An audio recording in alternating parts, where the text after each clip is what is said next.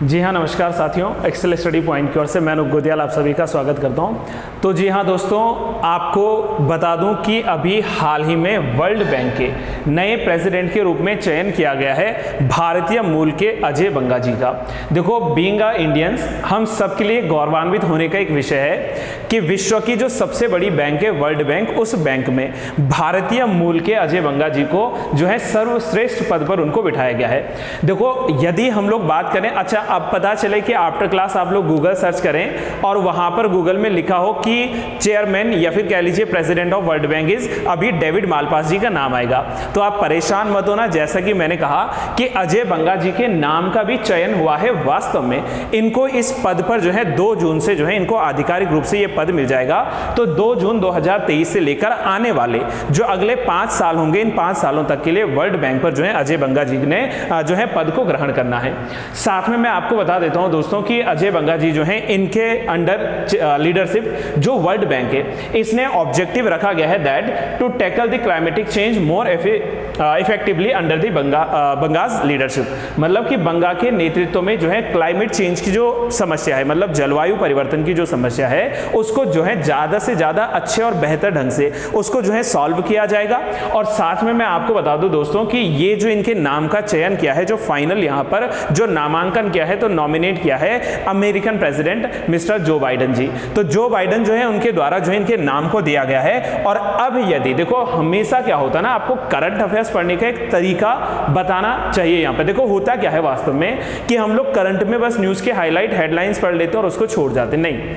अब होता क्या है वास्तव में कि देखो, करंट में क्या चर्चा का विषय है ये तो आपने जान लिया।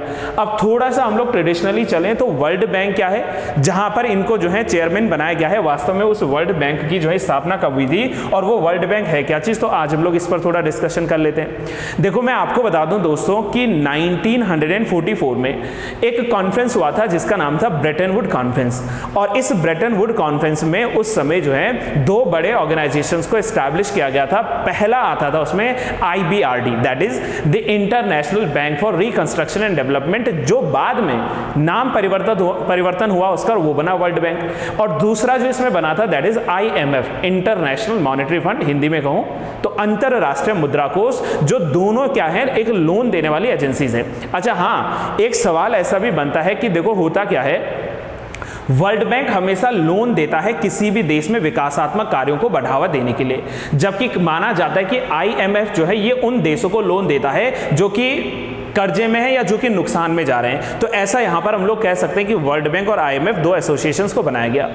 सवाल यह है कि इनकी जरूरत क्यों पड़ी। देखो, जैसा मैंने नाम कहा IBRD, international bank for reconstruction and development, तो इसमें लास्ट के 2 डिजिट्स देखिए, लास्ट के 2 शब्दों को देखिए, माय बैड, ठीक है। उसमें पहला आता है दैट इज रिकंस्ट्रक्शन और दूसरा आता है development. Reconstruction after the second world war and development मतलब कि जो वर्ल्ड वॉर में जितने भी प्रभावित देश हैं, बल्कि पूरा विश्व प्रभावित हुआ था, तो उनमें क्या करना है, विकासात्मक कार्यों को बढ़ावा देना है। अब सवाल बनता है कि ये जो IBRD है इसका हेडक्वार्टर कहां पर है, तो इसका हेडक्वार्टर है friends that is in Washington DC। Total member state की बात करूं that is 189। India is also a member of world bank. अच्छा, यहां एक और चीज मैं आपको क्लियर करवा देता हूं। वास्तव में जो वर्ल्ड बैंक है ये अकेला एक वर्ल्ड बैंक ना होकर इसमें जो है टोटल जो है 5 ऑर्गेनाइजेशन है, दैट इज वाई इसको हम लोग वर्ल्ड बैंक ग्रुप कहते हैं। और ये जो वर्ल्ड बैंक का ग्रुप है, इस वर्ल्ड बैंक ग्रुप में इंडिया 4 का सदस्य है, 1 का नहीं, और वो एक जो है वो है ICSID। देखो, ICSID की फुल फॉर्म की यदि मैं बात करूं that is the international centre for the settlement of investment dispute. इसका इंडिया भी जो है पार्ट नहीं है।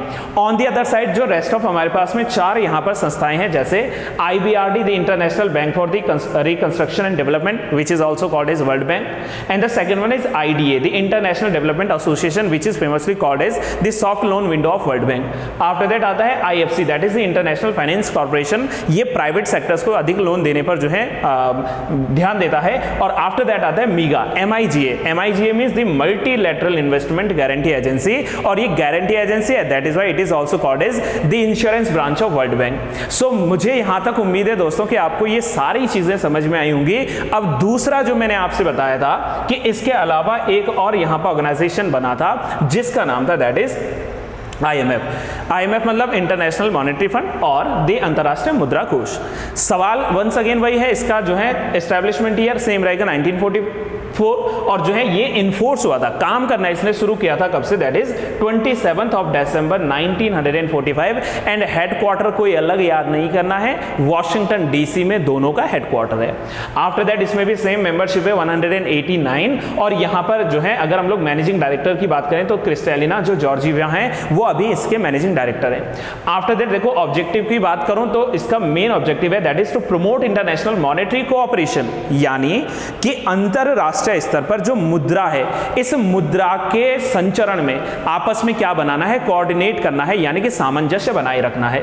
After that to promote the exchange, rate stability and the orderly exchange arrangement, पूरे विश्व भर में जो एक्सचेंज हो रहा है गुड्स एंड सर्विसेज का, उसमें जो मॉनेटरी सहायता रहेगी, जो उसमें जो है वहां पर लाभ रहेगा, उसको जो है बढ़ावा देना है। And after that to help the member countries in time of the balance of payment crisis. यही मैंने आपसे शुरू में कहा था कि जब किसी देश में संकट आता है, जैसे BOP, now what is BOP, balance of payment क्या है, देखो यहां पर हम लोग जो है इस न्यूज के भीतर थोड़ा एक एक्स्ट्रा टॉपिक कवर करते हैं जो कि इकोनॉमिक्स का पार्ट है। Economic series side by side आपकी जो है वाईटी चैनल पर चल रहा है, तो उसको भी आप लोग जो है प्लेलिस्ट में जाकर इकोनॉमिक्स की सीरीज देख सकते हैं, और वहां अभी हम लोग आगे बात करेंगे कि बीओपी क्या होता है। देखो बैलेंस ऑफ पेमेंट सामान्य समझते हैं। मान लीजिए कि मैंने आपको जो है कितने रुपए देने थे, 100 रुपया देना था। सपोज कर लेते हैं कि मेरे पास 100 रुपया मैंने कमाया था और वो 100 रुपया जो है मेरी कमाई है, लेकिन पता चलता है कि जितना मैं कमा रहा हूं उससे ज्यादा मैं खर्च कर रहा हूं। मान लीजिए 120 रुपया मैंने खर्च किया, तो उसमें जो 20 रुपए का डिसबैलेंस आया ना, मतलब मैंने क्या किया